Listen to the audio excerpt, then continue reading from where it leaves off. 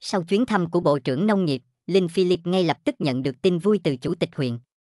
Chào các bạn, vừa rồi, chuyến tham quan đầy ý nghĩa của Bộ trưởng Bộ Nông nghiệp Angola, cùng phái đoàn đã đến tham quan và được tận mắt nhìn thấy những sản phẩm tự trồng của người dân vùng núi huyện Balundo. Ngoài những sản phẩm quen thuộc trong đời sống người dân như bắp, khoai, đậu, cà phê thì một sản phẩm của chàng trai người Việt khiến Bộ trưởng Angola phải chú ý và không ngớt lời khen ngợi, đó là lúa gạo. Vì ở Angola ít nơi nào trồng được lúa nước, người dân Angola cũng không hề biết lúa nước là như thế nào. Món ăn truyền thống của người dân bản là bột ngô, gạo chỉ những nhà giàu có điều kiện ở thành phố mới được ăn. Gạo ở Angola hầu hết là nhập khẩu từ các nước châu Á, trong đó có Việt Nam. Cho nên, mô hình trồng lúa của Linh Philip có ý nghĩa cực kỳ quan trọng, không những với người dân bản mà còn với đất nước Angola. Bộ trưởng Bộ Nông nghiệp đánh giá cao tiềm năng mô hình trồng lúa nước của Linh Philip ở đây. Vì vậy Bộ trưởng đã chỉ đạo ưu tiên mọi nguồn lực để giúp Linh Philip mở rộng thêm nhiều diện tích lúa hơn nữa, như cấp thêm nhiều phân lân đạm hơn, hỗ trợ cấp phát nguồn giống, cung cấp quỹ đất tốt phù hợp để Linh Philip trồng lúa, hỗ trợ máy cày máy xúc để cải tạo đồng ruộng. Những sự ưu đãi trên nhằm giúp Linh Philip có thể yên tâm mở rộng thêm nhiều diện tích lúa nước, đồng thời dạy người dân bản cách trồng lúa nước, để sau này họ có thể tự canh tác trên mảnh ruộng của họ, để cuộc sống được ấm no bớt đói nghèo.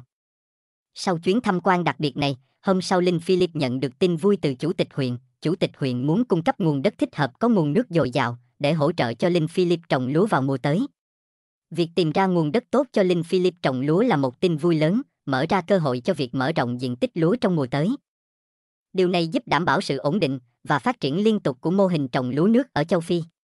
Việc Bộ trưởng đánh giá cao mô hình trồng lúa nước này và chỉ đạo ưu tiên nhiều nguồn lực cho thấy sự tin tưởng và ủng hộ từ phía chính quyền đối với nỗ lực của Linh Philip. Mô hình trồng lúa nước của Linh Philip không chỉ mang lại lợi ích kinh tế mà còn có ý nghĩa xã hội lớn. Việc áp dụng mô hình này giúp cải thiện an ninh lương thực, cung cấp nguồn lương thực ổn định cho người dân địa phương và giảm bớt đói nghèo. Việc cung cấp phân bón sẽ giúp cải thiện năng suất và chất lượng lúa. Cấp phát nguồn giống tốt giúp đảm bảo sự phát triển bền vững của cây lúa. Những sự hỗ trợ máy cày, máy xúc giúp Linh Philip có thể mở rộng diện tích canh tác và cải tạo đồng ruộng hiệu quả hơn. Sự ưu đãi này giúp Linh Philip yên tâm mở rộng diện tích lúa nước, đồng thời tạo điều kiện cho việc đào tạo người dân bản cách trồng lúa, từ đó họ có thể tự canh tác trên mảnh ruộng của mình. Điều này không chỉ giúp cải thiện đời sống của người dân, mà còn tạo ra một cộng đồng tự cung tự cấp và phát triển bền vững. Chuyến thăm của Bộ trưởng Bộ Nông nghiệp Angola và những hỗ trợ cụ thể sau đó là một minh chứng rõ ràng cho sự thành công và tiềm năng của mô hình trồng lúa nước của Linh Philip.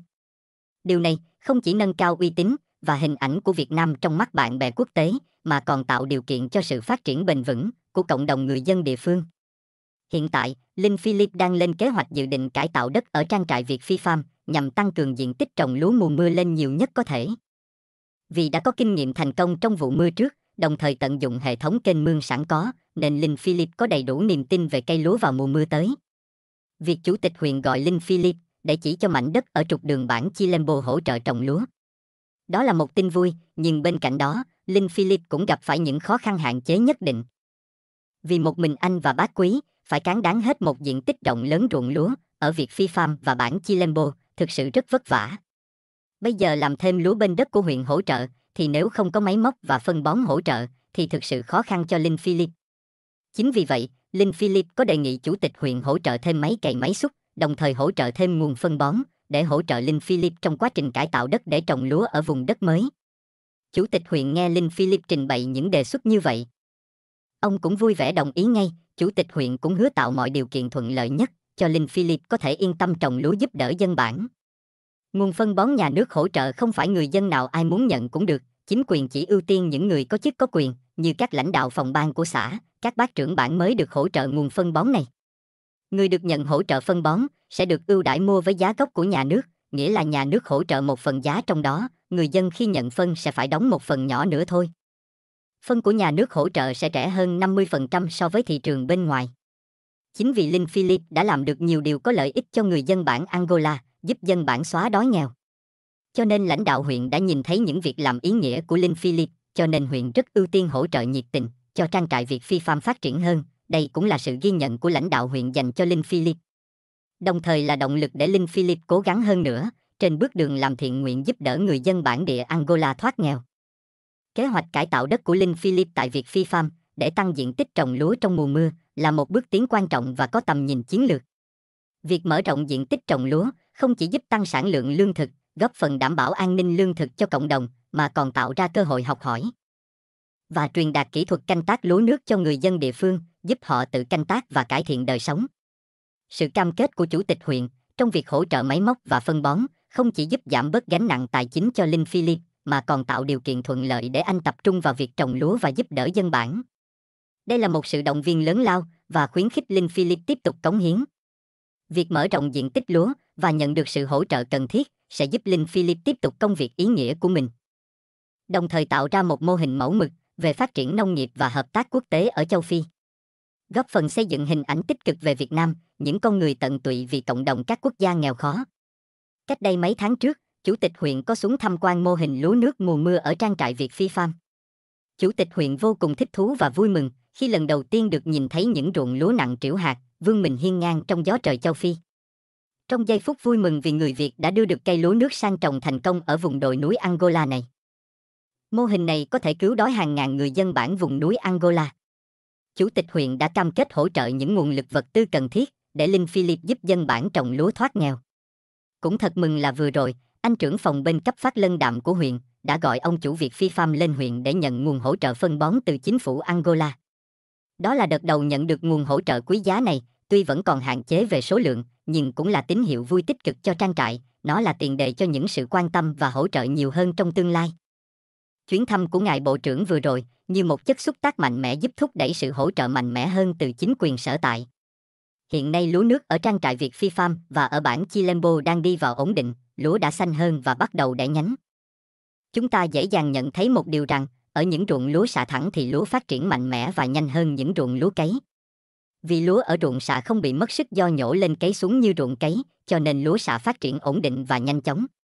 Linh Philip đã bón thuốc phân lân đạm đợt nhất, để lúa có đủ dinh dưỡng mà phát triển tốt, chống chịu với thời tiết khắc nghiệt của châu Phi. Bên cạnh đó, vì thời tiết ban ngày nắng nóng ban đêm lạnh rét, cho nên những ruộng lúa bị rong rêu mọc nhiều.